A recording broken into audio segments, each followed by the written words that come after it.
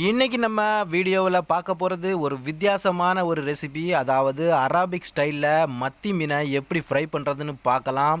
அதாவது இந்த சர்தின் ஃபிஷ்ஷை எப்படி அரபிக் ஸ்டைலில் ஃப்ரை பண்ணி எடுக்கிறது டேஸ்டியான்னு பார்க்கலாம். நான் ஏற்கனவே இந்த மத்தி மீனை வச்சு ஒரு 3 வீடியோ போட்டிருக்கிறேன். அதாவது மத்தி மீன் குழம்பு, அப்புறம் நம்ம ஊர் ஸ்டைலில் மத்தி மீனை ஃப்ரை பண்ணுறது, அப்புறம் இந்த மத்தி மீனை எப்படி கட் பண்ணி க்ளீன் பண்ணுறது ஈஸியான மெத்தட்லங்கிறதையும் போட்டிருக்கிறேன். டிஸ்கிரிப்ஷனில் செக் பண்ணிக்கோங்க.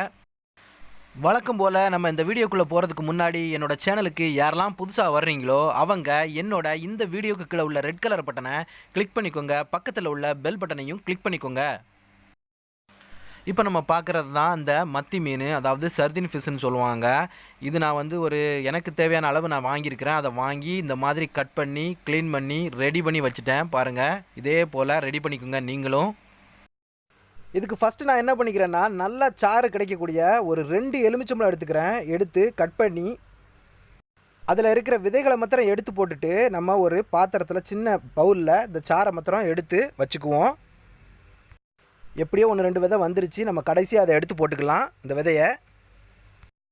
இப்போ பார்த்தீங்கன்னா நான் பூண்டு எடுத்துருக்கிறேன். பூண்டு நான் ஒரு 2 பூண்டு எடுத்துருக்கிறேன். பூண்டு எடுத்து உரித்து இந்த இதில் போட்டு இடித்து எடுத்துக்க போகிறேன். கிரைண்ட் பண்ணிடக்கூடாது, இடித்து தான் எடுக்க போகிறேன் நான். அதாவது 2 பூண்டுனா இதில் ஒரு 40 பல் இருக்கும். அதை எல்லாத்தையும் இடித்து எடுத்துக்கிறேன். இப்போ பார்த்தீங்கன்னா அந்த எலுமிச்சம்பழ சாறு அதோடு சேர்த்து நம்ம இடித்து எடுத்துக்கிட்ட அந்த பூண்டு, இது 2ஐயும் மிக்ஸ் பண்ணிக்கிறோம். அந்த பவுலில், ஒரே பவுலில் இது 2ஐயும் நம்ம மிக்ஸ் பண்ணிக்கிறோம். அடுத்து பார்த்திங்கன்னா அந்த கலவையில் நான் தேவையான அளவு கொஞ்சமாக 1/4 டீஸ்பூன்லாம் கிடையாது. இப்போ பார்த்தீங்கன்னா இந்த அளவுக்கு தான் உப்பு நான் சேர்த்துக்கிறேன். அப்புறம் இந்த 3ஐயும் சேர்த்து நல்லா மிக்ஸ் பண்ணி எடுத்து இதை ஒரு கலவையாக தனியாக பவுலில் நம்ம வச்சுக்கலாம். பாருங்கள், இந்த மாதிரி ரெடி பண்ணி இதை வச்சுக்குவோம்.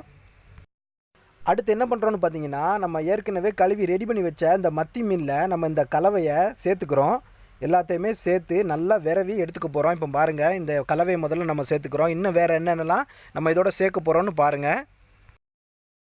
அடுத்து நான் இதில் சேர்க்க போகிறது என்னென்னு பார்த்தீங்கன்னா, 1 ஸ்பூனு கரம் மசாலா தூள் மட்டும்தான் நான் சேர்க்குறேன். பாருங்கள், இந்த கலவையில் 1 ஸ்பூன் கரம் மசாலா தூள் சேர்க்குறேன். 1 டீஸ்பூன் நீங்கள் சேர்த்துக்கலாம். இந்த கரம் மசாலா தூள் சேர்த்த உடனே கையால் நீங்கள் மெதுவாக விரவிக்கிடுங்க. ரொம்ப அழுத்தமாக நீங்கள் இது பண்ணிட வேண்டாம். ஏன்னா மீனெலாம் உடஞ்சி போகும். ஏற்கனவே இந்த இதெல்லாம் நம்ம போட்டிருக்கிறோம், அது தண்ணி தான். அதனால் மெதுவாக நீங்கள் இது பண்ணிக்கோங்க, இல்லைனா மீன் உடஞ்சி போகும்.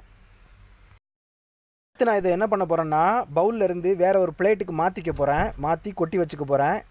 குறைஞ்சது ஒரு 10லேருந்து 15 நிமிஷம் மாத்திரம் நான் ஊற வைக்க போகிறேன். அதுக்கு மேலே இல்லை, 10லேருந்து 15 நிமிஷம். அடுத்து நான் இதில் என்ன எடுத்துருக்கிறேன்னு பார்த்தீங்கன்னா, கார்ன்ஃப்ளவர் மாவு எடுத்துருக்கிறேன். கார்ன்ஃப்ளவர் மாவு ஒரு 200 கிராம் எடுத்துருக்கிறேன். ப்ளஸ் 2 டீஸ்பூன் சில்லி பவுடர் போட்டிருக்கிறேன். இதுதான் இதோட மிக்சிங்கு, பார்த்துக்குங்க. இதை நல்லா மிக்ஸ் பண்ணிக்கணும். உங்களுக்கு காரம் தேவைப்பட்டால் இன்னும் சில்லி பவுடரை நீங்கள் அதிகப்படுத்திக்கலாம். எனக்கு போதும். பாருங்கள், இவ்வளோதான். அடுத்து பாருங்கள், ரொம்ப சிம்பிளான ஒர்க்கு தான். இந்த கார்ன்ஃப்ளவர் மாவில் நம்ம ஏற்கனவே ரெடி பண்ணி வச்சுருந்த அந்த மீனை அப்படியே எடுத்து ஒவ்வொன்றா எடுத்து அப்படியே இந்த கார்ன்ஃப்ளவர் மாவில் புரட்டி எடுத்து நம்ம தனியாக ஒரு பிளேட்டில் எடுத்து வச்சுக்க போகிறோம் ஃப்ரை பண்ணுறதுக்காக. பாருங்கள், இந்த மாதிரி புரட்டி அழகாக எடுத்து கார்ன்ஃப்ளவர் மாவில் ரொம்ப நீங்கள் இது பண்ண வேண்டாம். அந்த மாதிரி புரட்டி எடுத்து தனியாக வச்சுக்கலாம் ஒரு பிளேட்டில்.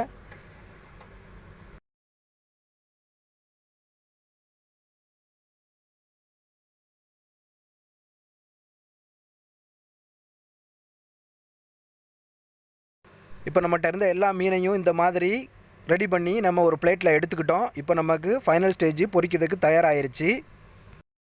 இப்போ நமக்கு எண்ணெய் சூடாயிருச்சு தோசைக்கல்லில். இப்போது எண்ணெய் சூடானதும் அடுப்பை மீடியம் ஃப்ளேமில் வச்சுட்டு ஒவ்வொரு மீனாக நம்ம போட்டுக்கிறோம். பாருங்கள், ஒவ்வொரு மீனாக பொறுமையாக நீங்கள் போட்டுக்குங்க. அதாவது ரொம்ப பொறுமையாக அதில் இது பண்ணுங்கள், ஆட் பண்ணுங்கள். ஏன்னா எண்ணெய் சூடாக இருக்கிறனால மேலே தெரிச்சிரும். சேஃப்டி ரொம்ப முக்கியம். ஸோ எல்லாமே ஆட் பண்ணிவிட்டு ஒரு 3லேருந்து 5 நிமிஷம் வரைக்கும் நம்ம ஃப்ரை பண்ணிக்கலாம் ஒரு சைடு. அதுக்கப்புறம் அடுத்த சைடு நம்ம திருப்பி போட்டுக்கலாம். இப்போ ஃபஸ்ட் சைடு வெந்துக்கிட்டு இருக்குது. இப்போ பாருங்கள், 5 நிமிஷம் கழித்ததும் அடுத்த சைடு, ஃபஸ்ட் சைடு பொரிஞ்சிருச்சு, அடுத்த சைடு திருப்பி போட்டாச்சு. இதுவும் நல்லா ஃப்ரை ஆயிடுச்சு. இப்போ நம்ம முடிஞ்சுது. இப்போ பாருங்கள், இந்த சைடும் ஒரு 5 மினிட்ஸ் வச்சிட்டோம்னா சூப்பராக ஃப்ரை ஆயிரும். இப்போது இதை நம்ம எடுத்துக்கலாம். நல்லா ஃப்ரை ஆயிடுச்சு. அவ்வளோதாங்க. பாருங்கள் எப்படி கிறிஸ்பியாக வந்திருக்கு பாருங்கள். நல்லா மொறு மொறுன்னு சூப்பராக வந்திருக்கு. நல்லா ஃப்ரை ஆயிருச்சு. இதுபோல் நீங்களும் உங்கள் வீட்டில் செஞ்சு சாப்பிட்டு பாருங்கள், செம்மையாக இருக்கும். இப்போது அரபிக் ஸ்டைல் மத்தி ஃப்ரை ரெடி ஆயிருச்சு. இந்த வீடியோ உங்களுக்கு பிடிச்சிருந்துச்சின்னா லைக் பண்ணுங்கள், கமெண்ட் பண்ணுங்கள், உங்கள் ஃப்ரெண்ட்ஸுக்கும் ஷேர் பண்ணுங்கள், மறக்காமல் சப்ஸ்கிரைப் பண்ணுங்கள். என்னோட இந்த வீடியோவை பொறுமையோடு வாட்ச் பண்ணதுக்கு மிக்க நன்றி. மீண்டும் SMS ஃபுட் மாஸ்டரோட அடுத்த ஒரு சுவாரஸ்யமான வீடியோவில் நான் உங்களை சந்திக்கிறேன். நன்றி.